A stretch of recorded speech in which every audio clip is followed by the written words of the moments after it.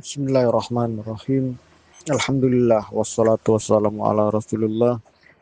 Allahumma salli ala nabiyina Muhammad sallallahu alaihi wasallam. Qala Allah Ta'ala, A'udzu billahi minasyaitonir rajim wa min ayatihi manakum bil-laili wan nahar. Ayat ini jelas.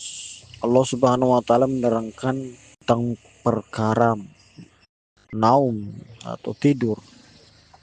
Artinya apa? Ada kaitannya dengan mimpi. Nah, pertanyaannya adalah, apakah manusia bisa mengatur mimpinya? Ya tentu tidak bisa. Karena pada saat tidur, maka kemampuan manusia itu untuk berpikir dan sebagainya itu kan berhenti ya.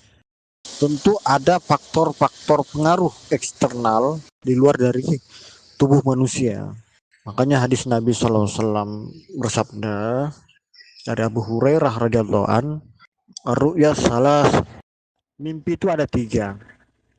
Hadisun nafs, bisikan hati atau bunga tidur, wa takhwifus syaitan, rasa takut atau rasa was-was dari setan, wa busyra minallah, dan kabar gembira dari Allah Subhanahu wa taala. Kemudian Uzma ya mengatakan mimpi itu tidak bisa dijadikan patokan atau pertimbangan. Ya, saya kira saya kurang sependapat. Kenapa? Karena mimpi ini itu banyak diterangkan di dalam Al-Qur'an, ya. Bahkan dalam satu hadis Nabi sallallahu alaihi wasallam bersabda, An Anas bin Malik anna Rasulullah sallallahu alaihi wasallam qala, ar-ru'yal hasanah minar rajul salih juz'un min sittati wa arba'ina juz'an minan nubuwah, rawahu Al-Bukhari. Dari Anas bin Malik bahwasanya Rasulullah SAW bersabda, mimpi baik daripada orang-orang soleh itu satu bagian daripada 46 bagian dari kenabian. Riwayat Imam Bukhari. Nah, di sini jelas Nabi mengatakan mimpi orang soleh ya, bukan mimpi Nabi. Mimpinya orang soleh itu satu dari 46 bagian dari kenabian. Artinya apa? Bisa menjadi patokan, bisa menjadi pertimbangan. Bukan hanya orang soleh. Allah jelaskan jelas di dalam Al-Quran itu. Coba kita buka surat Yusuf itu. Bagaimana mimpi daripada teman sepenjaranya Nabi Yusuf, Allah ceritakan dan menjadi patokan juga bagi Nabi Yusuf. Bukan hanya itu, mimpinya rajanya mereka ini kan orang kafir ini, itu pun menjadi pertimbangan bagi Nabi Yusuf ya. Yang masalah sapi itu kan kita bisa tahu jelas kenapa, karena memang manusia itu tidak bisa mengatur mimpinya. Jadi kalau Uzma mengatakan wah mimpi ini tidak bisa jadi patokan, saya kira kami kurang sependapat lah begitu. Dan hal ini dibenarkan oleh ulama, Habib Noval, kemudian Gus Baha juga mengatakan seperti itu. Orang mimpinya orang kafir saja menjadi pelajaran bagi Nabi Yusuf alaihissalam. Itu orang kafir, bagaimana dengan mimpinya orang soleh kan gitu. Nah ini jadi kenapa hari ini banyak yang salah paham dengan Said Muhammad Qasim? Karena pertama, belum mempelajari secara mendetail tentang mimpi-mimpi beliau, lalu mengambil suatu keputusan, pendapat, ya.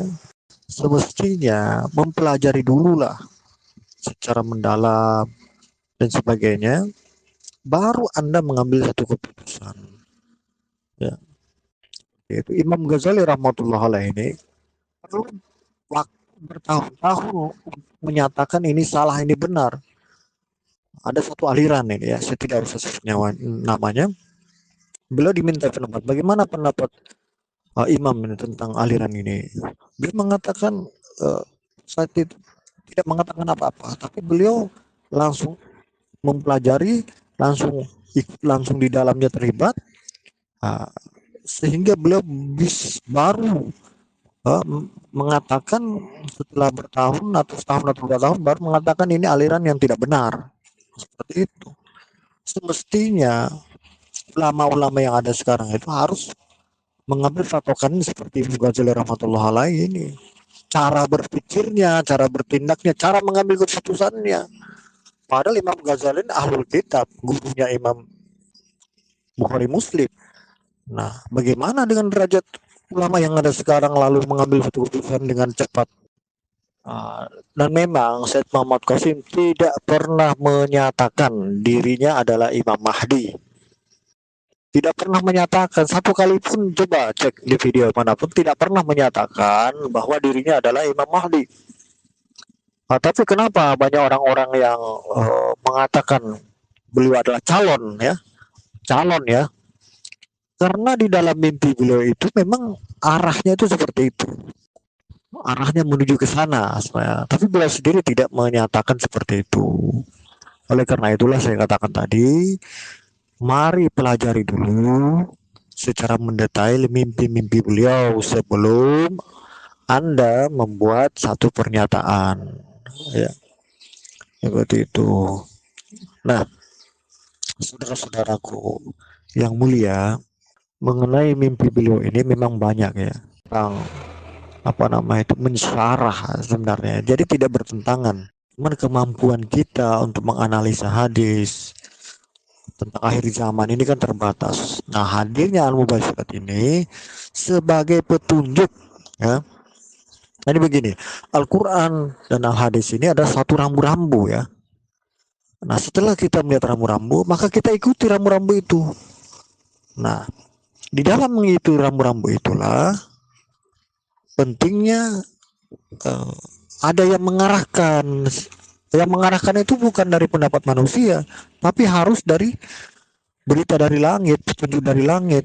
Nah, sekarang petunjuk dari langit yang berupa wahyu kan sudah terputus. Sudah jelas kok hadisnya, tidak lagi tersisa wahyu kenabian illal mubasyirat, kecuali kabar gembira. Para sahabat bertanya, apa itu mubasyirat? Ru'ya soleh, yaitu mimpi yang benar, kan gitu. Yang saya nyatakan seperti tadi itu, mimpi busra minallah, kabar gembira dari Allah, namanya al mubasyirat, itu yang dialami oleh Syekh Muhammad Qasim. Jadi jangan kita hanya terpaku kepada rambu-rambu. Misalnya begini, di pinggir jalan nih ada rambu-rambu besar, 100 meter lagi Anda menuju ke pasar. Nah, orang yang ingin tujuannya ke pasar, setelah melihat rambu-rambu, apakah dia hanya berdiam di rambu-rambu? Ya tidak akan sampai-sampai dong. Dia harus mengikuti rambu-rambu itu, jalan 100 meter, sampailah dia di pasar. Maksudnya berpegang teguhlah kalian kepada Al-Quran dan Sunnah. Artinya apa? Ikutilah rambu-rambu petunjuk dari Al-Quran dan Sunnah. Dengan mengikuti itu, kalian tidak akan tersesat. Nah, kita mempertimbangkan, kita berpatokan juga kepada al-mubasyirat ini, itu sama saja dengan kita mengikuti rambu-rambu Al-Quran dan Sunnah, kecuali tidak ada petunjuknya tentang mimpi mubasyirat. Kemudian kita menjadikan mubasyirat sebagai patokan atau pertimbangan. Ini yang bertentangan dengan Al-Quran dan Sunnah. Saya kira ini hanya suatu pemikiran yang sederhana sebenarnya kalau mau dibuka pikiran kita ini. Tapi kalau kita taklid buta atau kita kaku, tidak akan bisa memahami hal seperti ini gitu. Dan juga sebenarnya banyak syariat-syariat Islam itu yang berasal daripada mimpi ya. Ya, contohnya masalah azan. Nah, itu kan kita tahu semua. Ya, ditetapkannya azan itu berasal dari apa?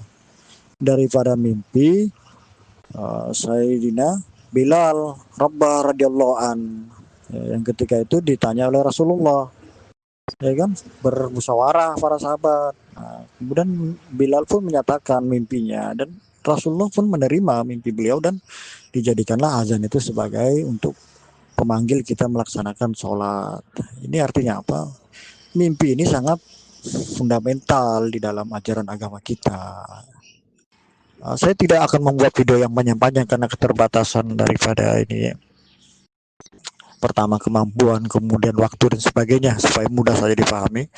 Jadi begini saudara, ada satu mimpi yang sangat saya kira jarang diungkapkan ya,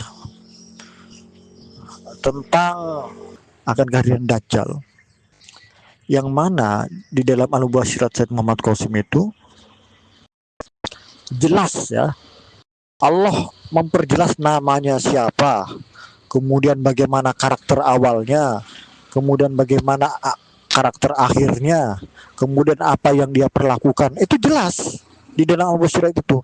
Makanya saya katakan kepada ulama siapapun, khususnya Uzma, tolong Anda pelajari mendetail dulu. Ya, saya yakin Anda belum pelajari ini, belum. Anda hanya melihat zahirnya saja. Gimana Anda akan menerangkan bagaimana durian kalau Anda belum mencicipi durian, ya kan? Wah, kalau dari sepintas dari luar kan, wah durian itu mengerikan, berduri, menyakitkan. Oh, sepertinya tidak enak, sepertinya. Tetapi setelah Anda memakan, merasakan, Anda baru bisa akan menerangkan hakikat durian itu seperti apa. Kan seperti itu juga Al-Mubasyirat ini. Jadi kita sepakat dulu ya. Al-Mubasyirat kita sepakat bisa menjadi patokan. Ya. Kenapa? Karena ada hadisnya, ada dalilnya. Dan diterangkan jelas dalam Al-Quran. Bahkan di Al-Quran itu bukan hanya mimpinya orang beriman loh. Mimpinya raja kafir saja menjadi pertimbangan bagi Nabi Yusuf alaihissalam. Nah, itu. Dan memang sejarahnya kan terjadi itu. Akan datang paceklik berapa tahun, kemudian buatlah gudang makanan seperti ini, dan memang terbukti. Itu dari mana asalnya? Dari mimpi orang kafir itu. Iya. Nah saudara-saudaraku yang mulia, ini penting deh, saya coba mengajak berpikir secara logis ya. Kenapa diterangkan dalam hadis itu 70.000 ulama yang akan menjadi pengikut Dajjal? Kenapa? Bukan dikatakan orang umum atau orang awam yang akan menjadi pengikut Dajjal, tapi 70.000 ulama. Ada apa ini? Ini rahasia nih. Ya, yang pertama, keberadaan fungsi agama di zaman akhir zaman ini itu sudah bergeser. Saya belak-belakan aja ngomongnya nih. Kenapa bergeser? Ya, saya sependapat dengan Mayor Saleh ketika kami berjumpa di kediaman beliau. Sudah bergeser, agama sekarang dijadikan sebagai lahan untuk mencari materi atau dunia. Ya. Dan memang terbukti.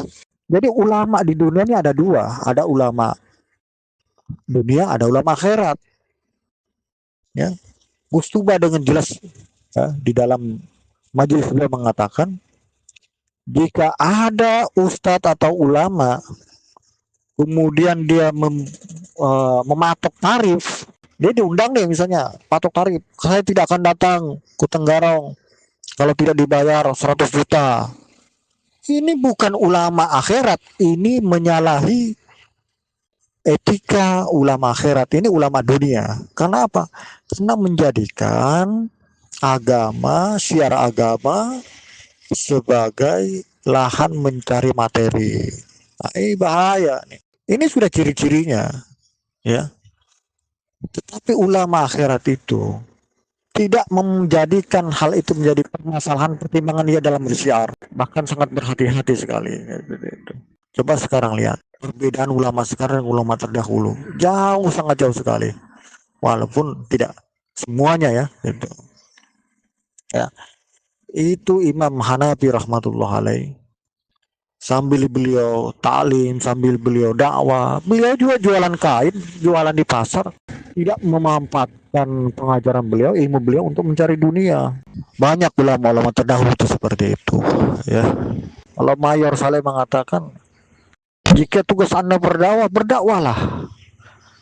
Kalau perlu Anda para ulama harus memberikan nafkah kepada umat, bukan sebaliknya. Umat yang memberikan nafkah kepada Anda. Kalau perlu Anda itu mencangkul, kalau perlu Anda menjualan. Jangan gengsi, sorban besar, baju jubah panjang, tapi gengsi untuk berjalan di pasar. ini salah ini. Itu beliau katakan seperti itu ya, jelas. Nah, itu. Kita kembali kepada mimpi mau kasih tentang Dajjal. Dajjal akan muncul awalnya berkamuflase menjadi seorang ulama besar, mempunyai sifat sosial yang tinggi, mempunyai nama sebagai nama orang muslim. Untuk apa? Untuk menipu dan mempunyai karomah yang luar biasa ya. Apapun yang dia inginkan bisa terwujud. Nah, ini bukan karomah sebenarnya, istidrat, cobaan ya. Dia minta hujan turun hujan, dia minta tumbuhan keluar dari bumi, gersang tanah itu berubah ya menjadi subur, makmur. Semua yang diinginkan manusia dia berikan gitu. Tapi ini istidrat, cobaan. Di sinilah ya, banyaknya orang-orang yang tertipu dengan penampilan, dengan zohirnya, ya, kemudian misinya, banyak yang tertipu, terutama para ulama-ulama. Tertipu kenapa? Karena pandangannya kepada pandangan zohirnya, ya kan? Sekarang saja tidak dibayar aja tidak mau berdakwah, jujur saja kita coba berdakwah sana di Gunung Papua sana atau di pedalaman Kalimantan yang memang tidak dibayar ataupun tidak harus berkorban harta dan diri, tidak ada yang mau. Kenapa? Karena tidak menghasilkan finansial itu, kecuali dai-dai Allah yang betul-betul tulus ikhlas akan berdakwah ke sana. Dan ada juga beberapa dai yang ke sana itu. Saya katakan tidak semua ya itu, tapi mayoritas. Nah, seperti itu. Jadi inilah tipuan Dajjal ya. Jadi bukan langsung dia berwujud Dajjal. Secara logika kalau dia langsung berwujud Dajjal, aslinya jangankan 70.000 ulama, satu ulama pun tidak ada yang mau. Ya kan logika berpikirnya kan seperti itu. Tidak ada yang mau. Maka dia berkamuflase menjadikan agama ini sebagai topeng saja, sebagai tipuan. Nah, yang nanti di dalam mimpi tersebut akan menjadi wujud aslinya. Endingnya itu dia akan menjadi wujud aslinya yang akan banyak membunuh daripada manusia-manusia, terutama orang-orang beriman. Nah, ini pelajari dulu ya. Saya menerangkan secara ringkas saja ini supaya ya sama-sama kita pelajari kan gitu. Gitu. Nah, disinilah pentingnya, disinilah fungsinya al-mubasyirat ini sebagai bahan patokan, sebagai bahan dan kita sekali lagi tidak bertentangan dengan Quran hadis, bahkan mengikuti rambu-rambu. Nah, kalau kita hanya berdiri di depan rambu-rambu kapan sampainya, kan seperti itu. Hadis mengatakan misalnya ada busra minallah, kabar gembira dari Allah, ya ikuti, ya pelajari dong, dan gitu. Ya insya Allah lain kali kita lanjutkan tentang pembahasan mimpi Said Muhammad Qasim bin Abdul Karim. Kalau ada benarnya datang dari Allah, salah hilap dari kebodohan saya, karena kita semua masih belajar. Subhanallah bihamdika asyhadu an la ilaha illa anta astaghfirullah wa atubu ilaik. Assalamualaikum warahmatullahi wabarakatuh.